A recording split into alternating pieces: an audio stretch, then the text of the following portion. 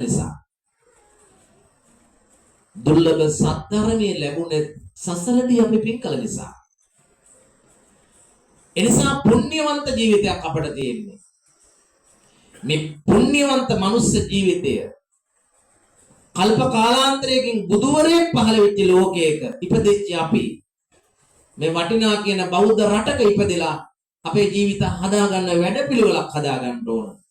ඒ වැඩපිළිවෙල බුදුහාමුදුරෝ දේශනා කළා.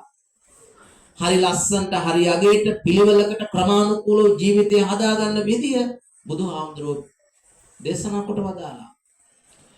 මෙලව ජීවිතය සාර්ථක කරගන්න විදිය, සසර ගමන සැපවත් කරගන්න විදිය, දුකෙන් අත මිදීමේ මාවත බුදුහාමුදුරෝ හරි ලස්සනට හරි අගේට දේශනා කොට වදාලා. ඉතින් බුදුහාමුදුරෝ දේශනා කොට වදාළ ජීවිතයක් හැඩ කරගන්න, උපමට්ටම් කරගන්න, ලස්සන කරගන්න ඕනම ප්‍රශ්නයකට මුහුණ දෙන්න,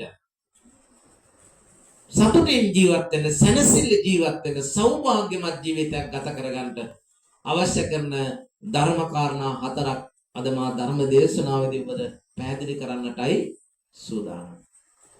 බුදුහාමුදුරුවෝ මොනවද ජීවිතය හදාගන්න මේ සූත්‍ර දේශනාවෙන්, මේ සූත්‍ර පාඨයෙන් දේශනා